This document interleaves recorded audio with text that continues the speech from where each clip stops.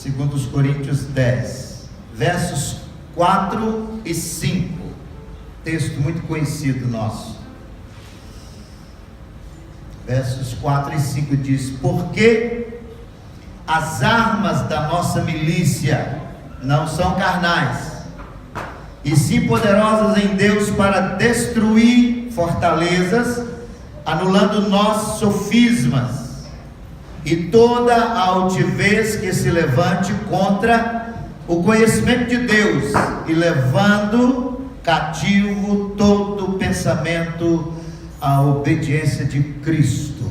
Pai, obrigado pela sua palavra, e que o Senhor possa continuar nos abençoando, que o Espírito Santo possa tomar cativo a mente e o coração de cada um de nós nesta manhã. No nome de Jesus nós oramos e nós te pedimos. Eu quero compartilhar com os irmãos hoje, e nós vamos falar mais 2 vezes, 3 semanas seguidas, a respeito de fortalezas. Fortalezas. Repitam comigo: fortalezas. Ai, está tão fraqueza essa fortaleza de vocês. Pelo amor de Deus, estou falando de fortaleza. Vamos lá, 1, 2, 3 e fortaleza. É isso aí, amado.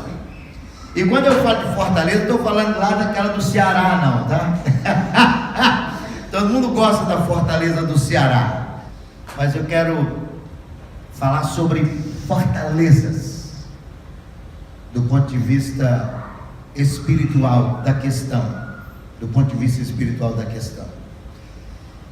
Todas as vezes que eu ouço a palavra fortaleza, eu sou arremetido lá para o passado.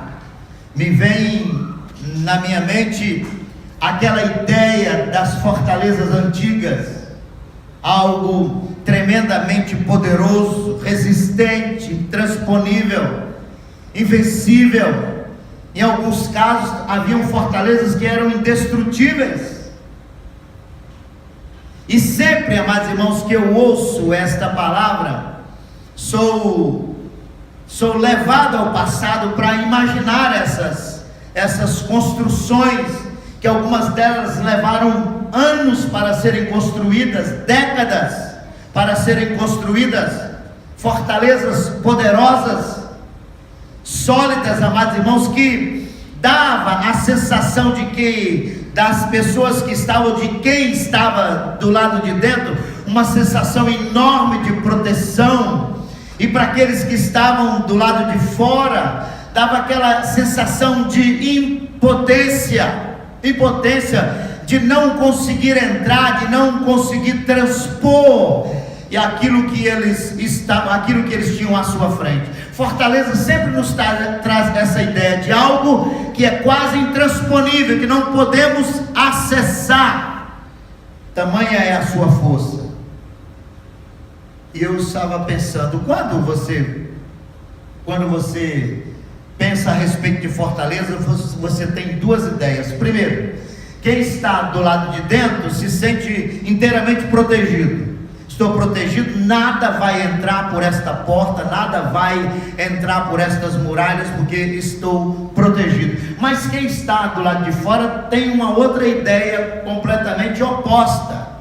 Está dizendo: jamais vou conseguir entrar neste lugar, jamais vou conseguir acessar este lugar. Então a fortaleza, ela tem essas 2 visões. E no reino espiritual, no reino de Deus também, lidamos com essa questão das fortalezas. Agora, não essas fortalezas que o homem constrói do lado de fora, mas vamos lidar com fortalezas que são construídas do lado de dentro, que são construídas dentro das pessoas. No reino de Deus, amados irmãos, ou no reino espiritual, vamos encontrar pessoas que têm fortalezas poderosas que estão estabelecidas dentro delas, e essas pessoas convivem conosco, elas transitam no nosso meio, são chamadas de evangélicas, são chamadas de cristãs, e estão aí possuídas por estas fortalezas poderosas. são nossos irmãos em Cristo, e mesmo assim eles possuem fortalezas, que ao longo de suas vidas foram estabelecidas dentro delas, e continuam estabelecidas, se nada for feito para que elas sejam libertas dessas fortalezas. Paulo, quando ele escreve aos Coríntios, a sua segunda carta, ele nos dá a ideia de como essas fortalezas são formadas, e ao mesmo tempo ele nos dá a ideia de como vamos combater essas fortalezas, como vamos lidar com essas fortalezas. Voltando então para o texto que nós lemos, ele diz: porque as armas da nossa milícia, elas não são carnais, ele diz, mas elas são poderosas em Deus para destruir fortalezas. A primeira ideia que ele nos dá é de como destruir estas fortalezas. Quais são as armas que vamos usar para destruir estas fortalezas? E ele continua: anulando nós sofismas e toda altivez que se levante contra o conhecimento de Deus, e levando cativo todo o pensamento à obediência de Cristo. Ele nos alerta para o perigo das fortalezas se estabelecerem em nós, e ao mesmo tempo nos mostra o caminho para destruir estas fortalezas. Qual é o processo? Essa é a primeira pergunta que surge. Qual é o processo usado pelo inimigo para estabelecer fortalezas dentro das pessoas, ou dentro do homem? Qual é o processo? A primeira coisa que temos que ter conhecimento é que todo o processo para estabelecimento de fortalezas na vida do homem começa na mente. Repita comigo: começa na mente. Começa na mente. Todo o processo. A mente é o campo de pouso do diabo. O diabo, para acessar a nossa vida, ele sempre pousa na nossa mente. A mente é o campo de aterrissagem do diabo na vida do ser humano. E eu sempre aprendi na minha vida de que não podemos impedir que o pássaro faça cocô na nossa cabeça, mas podemos impedir que ele faça o ninho. Isso nós podemos impedir. Não podemos impedir que o diabo aterrize na nossa mente, mas podemos impedi-lo de fazer da nossa mente uma fortaleza. Isso nós podemos. O inimigo sempre vai ter acesso para pousar na mente de cada um de nós. Acredite nisso. Ele pousa, ele tem este acesso. Agora, se ele vai pousar, se ele vai descer da aeronave, se ele vai entrar na loja de conveniência, se ele vai entrar no aeroporto, se ele vai se estabelecer, de repente ele tem uma ideia: nossa, gostei do lugar, vou ficar por aqui mesmo, gostei desta cidade, vou ficar por aqui, deixo o meu avião, coloco o avião no hangar, e agora eu vou morar aqui nesse lugar, gostei desse lugar. Ele pode ter esta ideia, se você não trabalhar com a outra ideia de que ele pode até pousar, mas se estabelecer na minha mente, jamais, jamais.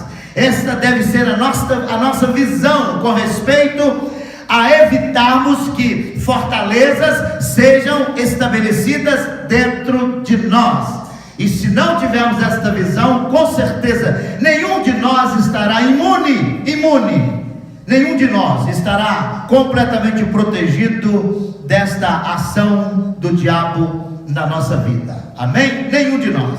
E como é, amados irmãos, que a fortaleza se estabelece dentro de nós? Como é que ela se estabelece? Paulo fala a respeito de três coisas. Repitam comigo: fortalezas. Não, repita com gosto: fortalezas. Sofismas. E altivez. Esses são os três degraus, ou os dois degraus que o inimigo usa para chegar, para se estabelecer, para estabelecer a fortaleza em nossa mente. Veja o que Paulo diz: as armas da nossa milícia, elas não são carnais, mas elas são poderosas em Deus para destruir fortalezas. Destruir como? Aí ele diz: anulando.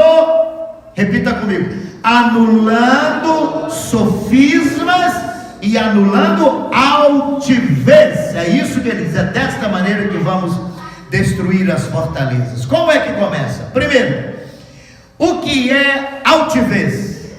O que é altivez? A altivez, para sendo bem sucinto com os irmãos, a altivez, amados irmãos, é o conjunto de 2 ou 3 pensamentos que se transformam em argumento. Isso é o que nós chamamos de altivez. Um exemplo grosseiro: de repente eu digo, eu estou pregando aqui para os irmãos, você não deve fumar, porque fumar é pecado. Então o Elci se levanta de lá e ele tem um primeiro pensamento, ele diz: será que fumar é pecado? E ele já pensa a respeito. Ele vai para casa, ele pensa: mas será que fumar é pecado? Não tem nada na Bíblia escrito sobre cigarro, não tem nada escrito sobre fumo, será que isso é? Ele volta no outro dia, ele diz: pastor, eu acho que aquela palavra do senhor de que fumar é pecado, eu acho que não é bem assim não, porque eu não encontrei na Bíblia nada que fala sobre cigarro, nada que fala sobre isso ou sobre aquilo. Então o pensamento se transformou em um argumento. Então no outro dia ele volta: não, eu acho, pastor, que eu estou certo, eu já procurei, virei para lá e virei para cá, e não tem nada a ver não, esse negócio de fumar não tem nada a ver, eu vou fumar mesmo. Isto é um pensamento que se transformou em um argumento. Ele agora só não pensa a respeito, ele discute a respeito, ele fala a respeito. Ou então no outro dia ele vem com uma outra ideia: será que dormir com a namorada antes de casar é pecado? Aí ele volta: não, pastor, eu acho que não tem nada escrito assim, ó, se dormir com a sua namorada é pecado, todo mundo dorme. Eu tenho um irmão em Cristo de uma outra igreja que está dormindo e tal. Então ele volta, um pensamento se transforma em um argumento. Isso é que nós chamamos de altivez. Então a pessoa fica altivo, dono de si, dono da verdade. Isso é um problema que ele é muito mais comum, não estou dizendo que isso é só nessa área, no meio dos adolescentes. Os adolescentes são muito altivos, entendem de tudo. Ele entende mais do que os mais velhos, do que os idosos, ele entende mais do que todo mundo. É uma tendência de que o adolescente seja muito altivo. Então o que é altivez? Repita comigo: é um conjunto de 2 ou 3 pensamentos que se transforma num argumento. E o que é sofisma? O sofisma já é, amados irmãos, um conjunto de argumento que é quase 100% verdadeiro. É um conjunto de argumento, repita comigo: é um conjunto de argumento que é quase 100% verdadeiro. É um argumento que quando você ouve assim, por exemplo, os problemas que você está vivendo, queridos, é produto do seu passado. O que você fez no passado está pagando agora no futuro. Isso aí é verdadeiro? É parcialmente verdadeiro. A Bíblia diz que aquilo que você planta, você colhe. Então é quase 100% verdadeiro. Porque o que a Bíblia nos ensina é que o meu futuro não depende do meu passado, o meu futuro depende do Senhor. É isso que a Bíblia ensina. Então há alguns argumentos que eles são parcialmente verdadeiros. Então um conjunto de argumentos que são parcialmente verdadeiros, isso é que nós chamamos de sofisma. É um conjunto que é um argumento que ele é parcialmente, quase totalmente verdadeiro. O inimigo trabalha muito desta forma na vida das pessoas, estabelecendo sofismas na vida delas. Você jamais será ninguém na sua vida, você sempre será uma pessoa que não vai ter sucesso, você nunca vai casar, ninguém vai querer você, e ele vai colocando este monte ou uma série de argumentos que são parcialmente verdadeiros sobre você, e você vai recebendo. Isso são sofismas. Eu me lembro que um dia eu estava em casa e eu encontrei uma toalha dentro do banheiro que estava toda suja de pedaços de cabelo, que é alguém que cortou o cabelo com a máquina. E eu fui conversar com o Felipe. Cheguei lá, Felipe, tá lá o banheiro todo sujo de cabelo, Felipe. Ele falou, mas pai, foi quem, Felipe? Eu não corto cabelo com a máquina, eu não faço barba com a máquina. Eu conversando com ele, só pode ter sido você, Felipe, você não tem jeito. Eu falei com ele, ele olhou para mim e falou assim, pai, cuidado com o que o senhor está falando. Nunca mais esqueci disso. O senhor está dizendo que eu não tenho jeito. Na mesma hora ele lembra disso, meu filho, eu retiro a palavra, você tem jeito. E a Rosângela tem o jeito dele. A Rosângela tem, que maravilha, viu? Ele continua cortando o cabelo, deixando os pelos lá, não, de jeito nenhum. A Rô botou ele na linha direitinho. Quando eu olho para ele, você não é o meu filho, a Rô trocou você por outro. São sofismas. Então, o que é fortalezas? A fortaleza já é um conjunto de argumentos que são quase completamente verdadeiros. Já é um conjunto de argumentos, um conjunto de sofismas. Então os irmãos imaginam como isso vai crescendo. Primeiro começa com altivez, fica dono da verdade, eu conheço, eu sou, eu entendo e tal. Depois você começa absorvendo essas meias verdades que o inimigo vai colocando no seu coração, e isso se transforma numa fortaleza dentro de você. E alguns parecem intransponíveis. Há 3 tipos de fortalezas, e é isso que eu quero compartilhar com os irmãos nesses 3 dias.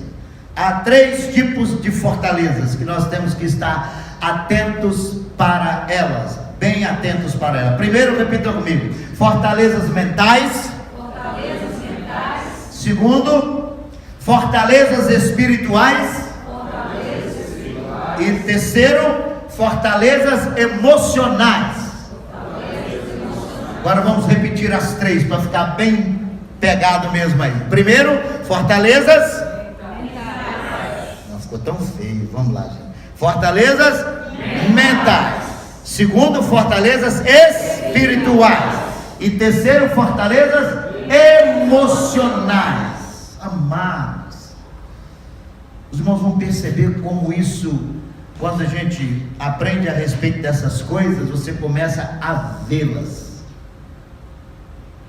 você começa a percebê-las, e muitas vezes você vai perceber em você mesmo que há fortalezas dentro de você em algumas dessas áreas, ou você pode até descobrir que você tem as 3. Você vai descobrir isso na vida do seu marido, na vida da sua esposa, dos seus filhos, na vida do seu pastor, na vida das suas ovelhas. Não descobrir para que possa falar a respeito ou criticar a respeito, mas orar a respeito, ajudá-los. Já estão, entenda bem a palavra, eles estão lidando com fortalezas. E muitas dessas pessoas, eles querem sair dessas fortalezas, eles querem lutar contra essas fortalezas, mas não tem força, não sabe como. E quando temos esse entendimento, poderemos ajudar essas pessoas, trabalhar com essas pessoas, no sentido de que elas possam vencer as suas fortalezas, possam trabalhar contra essas fortalezas. E o que são, amados irmãos, fortalezas mentais? Fortalezas mentais. Quando nós falamos a respeito de fortalezas mentais, é preciso nos lembrar novamente de que toda a ação do inimigo começa onde? Na nossa mente. Vamos nos lembrar novamente que todo o projeto do diabo na nossa vida começa na nossa mente. Na nossa mente. É preciso lembrar disso. E qual o processo de estabelecimento das fortalezas mentais, ou da fortaleza na mente? Qual é o processo? Eu queria que você abrisse a sua Bíblia em Tiago, capítulo 1, versículo 14 e 15. Versos 14 e 15. Veja bem como diz o texto. Ao contrário, cada um é tentado pela sua própria... Ninguém está com a Bíblia, não é possível. Vamos lá. Acompanhe comigo. Acompanhe comigo. Ao contrário, cada um é tentado pela sua própria cobiça, quando esta o atrai e o seduz. Então, a cobiça, depois de haver concebido, ela dá à luz o pecado. E o pecado, uma vez consumado, gera a morte. Veja bem que o processo de estabelecimento da fortaleza mental, ele é esclarecido pelo irmão Tiago aqui nesses 2 versículos. Veja o verso 14, ele diz: mas cada um é tentado quando atraído e engodado pela sua própria concupiscência. E no 15 ele diz: então a cobiça ou a concupiscência, depois de haver concebido, você pode usar a palavra aí, engravidado. Repita comigo: engravidado. Engravidado. Eu não sei se isso aplica no masculino, mas aplica aqui, tá? Engravidado. Quando você está engravidado, concebido ou engravidado ou engravidada. Ele diz: concebido, dá luz o pecado, e o pecado sendo consumado, ele gera morte. Então, como é que começa o estabelecimento da fortaleza mental? Todo o processo começa com a gravidez da mente, com o engravidamento da mente. O inimigo consegue engravidar a nossa mente. E há 3 palavras-chave para a compreensão de tudo. Primeiro, conceber. Conceber. O que é a questão de conceber a mente, amados irmãos? Conceber, quando é que a mulher concebe? Ela concebe no momento que ela é engravidada. Ela concebe no momento em que ela é engravidada. Uma vez que ela foi engravidada ou concebeu, a mente concebeu, foi engravidada. Então, segundo o texto, depois o próximo passo, nós poderíamos usar a palavra bem clara, parir. Então é que vai parir, a mente vai dar cria, a mente vai parir o pecado, vai colocar para fora o pecado, externar o pecado. E então este pecado, ele vai gerar a morte. Então, quais os conceitos da palavra conceber, para a gente entender? O conceito da palavra conceber é desenvolver em si mesmo. Devo desenvolver em si mesmo, dentro de você. Isto é conceber. Segundo conceito, é firmar. Após o estudo ou meditação a respeito daquilo que você ouviu ou que recebeu, você firma aquilo dentro da sua mente, estabelece aquilo dentro da sua mente. E então, amados irmãos, o terceiro conceito de conceber é começar a ter. Começar a ter. Você não tinha, agora começo a ter. É como pegar a ponta da corda. Agora eu já tenho, começo a ter, vai puxando a corda até que você tenha toda para você. Isso são os conceitos de conceber. E qual o próximo conceito? Formar uma ideia exata de alguma coisa. Aquilo vai sendo trabalhado na sua mente até que você tenha uma ideia exata. Eu entendo assim, eu compreendo assim, e eu penso dessa maneira, e eu vou fazer desta maneira. E o quinto conceito é compreender e perceber. E o último conceito, conceber, é ficar grávida. Trocando em palavras bem curtas e bem claras, é ficar grávida.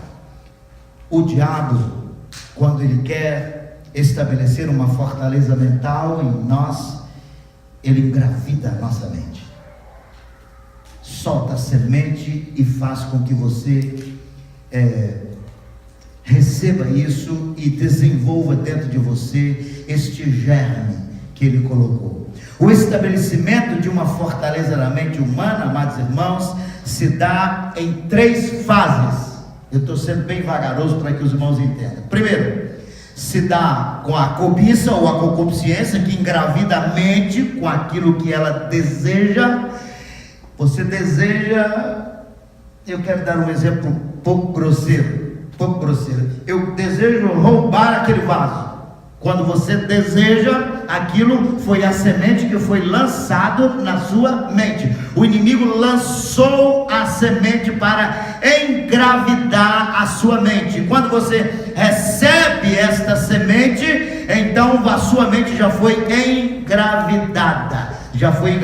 A cobiça então engravida a mente com aquilo que você deseja. Eu cobicei, eu quero o carro do outro, eu quero a mulher do outro, eu quero a casa do outro. Então a mente foi engravidada pelo desejo ou pela concupiscência. Concupiscência é pensamento forte, quando você pensa muito forte a respeito de alguma coisa. Isso é que nós chamamos de concupiscência. Segundo, a mente depois de engravidada dá luz ao pecado, pare o pecado, faz o parto do pecado depois de estar engravidada. E o pecado, uma vez consumado, ele gera a morte espiritual daquele que se deixou vencer pela ação poderosa do inimigo. E quais são os sintomas das fortalezas mentais? Isso aqui é importante para que você atente. Quais são os sintomas das fortalezas mentais? Primeiro, insônias prolongadas. Tem gente que não dorme, não tem paz para dormir. O salmista, se eu não me engano, no capítulo 6 de Salmo, capítulo 6, versos 3 diz: eu me deito e durmo porque o Senhor me sustenta. Eu me deito e durmo porque o Senhor me sustenta. Depois alguém pode confirmar o texto para a gente corrigir. Acho que é Salmo 6,3. Se não for, é 3,6. Há pessoas que não dormem, não tem paz para dormir. Ele vai para a cama, rola para um lado, rola para o outro, dá 2, dá 3 da manhã, dá 4, ele pensando naquilo, pensando ali. Ele não tem paz na sua mente para ele deitar e dormir e descansar. Eu fico pensando, porque eu sou uma pessoa que eu tenho facilidade para dormir. Eu chego em casa cansado, desde que eu chego eu tomo banho e me deito. Às vezes a menina está contando alguma história para mim, eu já estou dormindo. Às vezes ela me fala: meu filho, estou falando com você, eu já estou dormindo. Tem uma facilidade enorme para dormir. Mas tem pessoas que não têm paz para dormir. Não tem paz. Insônias prolongadas, depressão profunda. Mas antes de falar a respeito de depressão, deixa eu resgatar os irmãos. Depressão, ela também é um problema, é uma patologia, é um problema de saúde. Tem pessoas que têm depressão por problemas de saúde, não é por fortalezas mentais. Mas a maioria das pessoas que têm depressão, eles têm problemas de fortalezas mentais. Eles têm problemas sérios de fortalezas mentais. E o inimigo, ele trabalha de forma muito poderosa na vida de pessoas que têm depressão, porque pessoas que têm depressão, elas ficam muito mais vulneráveis. Elas são muito mais vulneráveis aos ataques do inimigo. Então o inimigo se estabelece na vida dessas pessoas, muitas vezes trazendo a depressão e outras vezes através da depressão. E olha, amados irmãos, depressão é uma coisa horrorosa.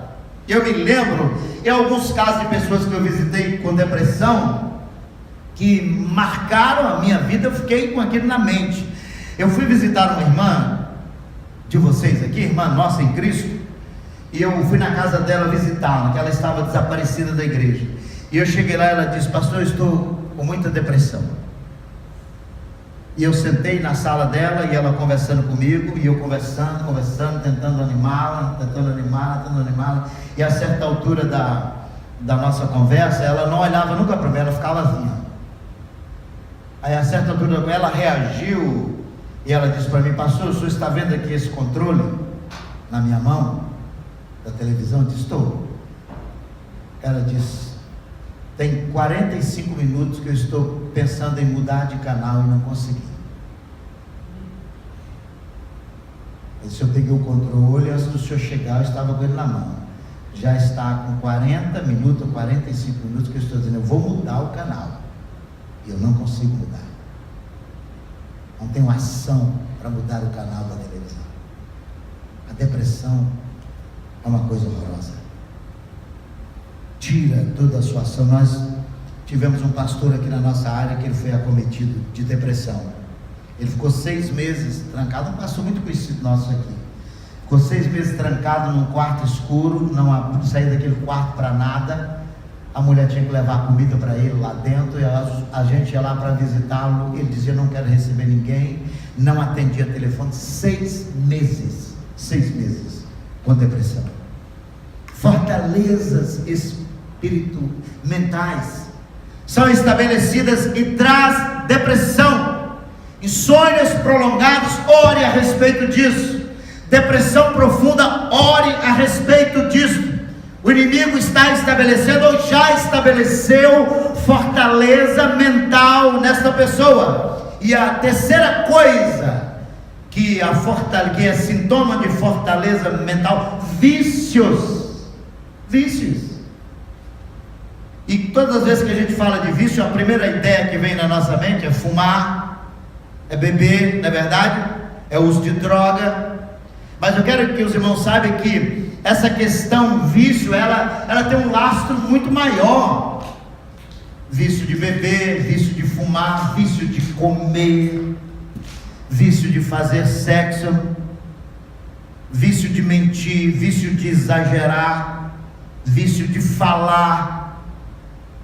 Tem gente que fala sem parar, mas irmãos, ele não deixa você fazer uma vírgula. Nós tivemos um caso de uma irmã aqui em Nashua, que ela tinha esse problema. Eu tenho uma irmã lá em Vitória, que ela tem tanta dificuldade com falar, que ela disse que ela faz jejum de palavra. Alguém já ouviu alguém fazer jejum de palavra? Todo mundo jejum de comer, de beber, de ver televisão, ela faz jejum de palavra. Essa semana eu não vou falar em nome de Jesus. É uma luta para ela ficar sem falar um dia. Não consegue ficar sem falar. Eu sei que teve uma irmã aqui que ela gostava muito de falar, e falava muito mesmo. A bichinha não deixava você fazer uma vírgula. Ela ia conversar com você, era um monólogo. Você até começava, mas quando você respirava, ela entrava e tomava a palavra, e não deixava você falar mais. E então um dia ela ligou para um pastor amigo meu, até mesmo para fazer uma reclamação a respeito de uma outra pessoa. E no outro dia aquele pastor me ligou e disse, uma pessoa chamada fulano de tal me ligou para fazer reclamação a respeito de um pastor aí da região. Ele disse, ela ficou no telefone comigo e ela falou durante 2 horas. É que 2 horas falando para algumas pessoas é 5 minutos para ele. Ela ficou 2 horas no telefone, ele falou, 2 horas falando. Ela disse uma coisa que eu entendi, que eu acreditei plenamente nela quando ela me disse aquela coisa. Ela disse, Deus tem me falado muito em sonhos. Ele disse, porque só em sonhos Deus consegue falar com ela, porque se ela estiver acordada, ela não deixa ele falar não. Ele disse, isso eu acreditei. Quando ela me disse, Deus tem me falado muito em sonho, ele disse, eu acreditei, porque nem Deus consegue falar com ela se ela estiver acordada. Ela ficou 2 horas, não me deixou falar. Vício de falar, vício de mentir. Nós conhecemos uma pessoa aqui, vocês conheceram, não vou falar o nome, que tinha um vício de mentir. O que é ter vício de mentir? É quando a pessoa mente, mas não mente para fazer mal a ninguém. Ela mente porque ela tem um vício, ela gosta de mentir. Então qualquer assunto ela entrava no meio e aconteceu com ela. Um dia então a menina estava conversando com ela e a menina falou assim, porque fulano de tal, o carro dele quebrou ontem. Ela falou, qual do meu filho quebrou ontem também, não sei aonde. No outro dia a menina pergunta para o filho, você estava com o filho fulano? Tá, o carro quebrou? Não, o carro está normal. Porque fulano tem uma dor, eu também tenho dor de coluna, porque eu também. Um dia, amados irmãos, essa foi a maior. Eu cheguei na casa de uma pessoa que nós trabalhávamos e de repente eu estou lá na casa, ela entrou chorando, um negócio assim desesperador, entrou chorando mesmo, chorando, lágrima caindo, aquele desespero. E o que aconteceu? Ela falou assim, meu pai acabou de falecer. Meu Deus, eu naquele desespero, e agora eu querendo ir embora. Eu estava recém-chegado aqui. Falei, como é que eu vou embora, deixar essa filha desesperada, que o pai morreu? Como é que eu deixo? E eu querendo ir embora, tinha que sair para trabalhar. E a mim dizia, não vamos poder sair daqui, tem que ficar do lado da irmã. E nós do lado da irmã, e consolando, que é isso, e papapá, e estamos consolando. E ela chorava, e todo mundo consolando e tal. E nós ficamos ali uns 40 minutos, 1 hora, consolando, confortando, amados irmãos. E fomos embora, passado. Meu Deus, que coisa triste. Perdeu o pai, não pode ir lá, e não sei o que, e está naquela conversa e tal. No outro dia eu encontro o filho dela, e falei para o filho dela, querido, sinto muito, rapaz, a perda lá do seu avô. Ele disse, meu avô? Falei, ele não faleceu ontem? Ele falou, se faleceu ontem, ele ressuscitou, porque eu falei com ele hoje de manhã.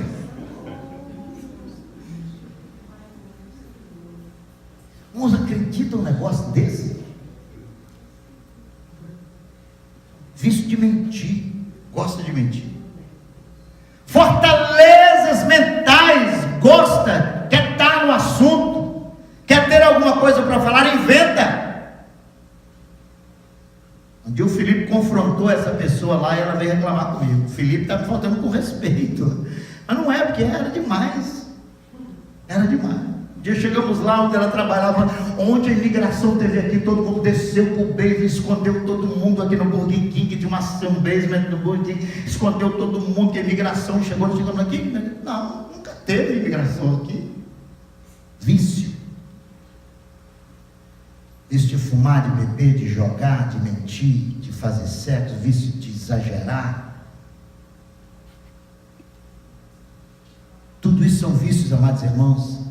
Não estou falando das taras, que vícios se transformam em taras, se transformam em pedófilos, estupradores. Tudo isso são fortalezas mentais. Não são problemas nossos, graças a Deus, mas as pessoas que têm esse tipo de problema têm fortalezas mentais.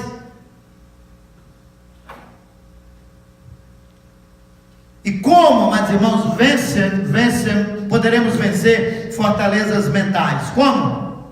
Renovando a nossa mente a cada dia. Paulo escreve isso aos Romanos no capítulo 12. Mas transformai-vos pela renovação da vossa mente, pensando em coisas novas a cada dia, do ponto de vista positivo. Mas quando Paulo escreve em 2 Coríntios capítulo 10, versículos 4 e 5, ele dá uma outra fórmula para nós lutarmos e vencermos as fortalezas. Ele diz, levando cativo todo o pensamento à obediência de Cristo. Como, pastor? Levando cativo, veio o pensamento, o inimigo soprou o pensamento, pega aquele pensamento e leva ele a Jesus. Toma cativo esse pensamento, Senhor. Amarra esta coisa aí, em nome de Jesus. Leva cativo todo o pensamento à obediência de Cristo. Eu levo esse pensamento ao Senhor e eu me submeto ao Senhor, ao pensamento dele, não ao pensamento do inimigo quer colocar na minha mente. Fortalezas mentais. Isso não é um problema do mundo não, amados irmãos. Isso é um problema de pessoas. E muitos daqueles que estão convivendo conosco têm problemas de fortalezas mentais. Tem problemas de fortalezas mentais. E nós precisamos orar por essas pessoas. Vamos ficar de pé e vamos orar. Próxima semana a gente fala sobre as fortalezas espirituais. Em nome de Jesus. Diga glória a Deus. Glória a Deus. Aleluia. Pai, nós queremos nesta manhã, meu Deus, levar cativo todo o pensamento a Cristo. E nós queremos te agradecer pela tua palavra, que é rica, que é poderosa, para nos iluminar, para nos trazer luz em assuntos que são tão sérios na vida das pessoas, meu Pai.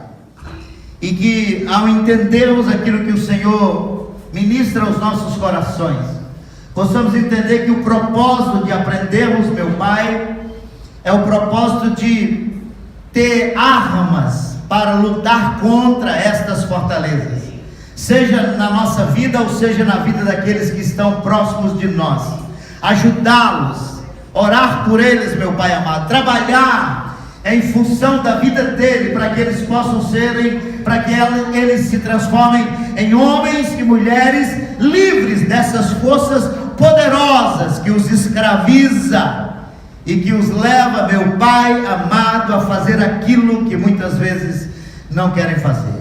Nós nesta manhã nos levantamos contra toda fortaleza da mente, contra toda obra na mente, meu Pai, e declaramos que nós temos a mente de Cristo. Meu Pai, toma pois cativo a mente e o coração de cada um de nós. Nós oramos, meu Deus, e nós te pedimos no nome do Senhor Jesus. Amém, Jesus. Amém.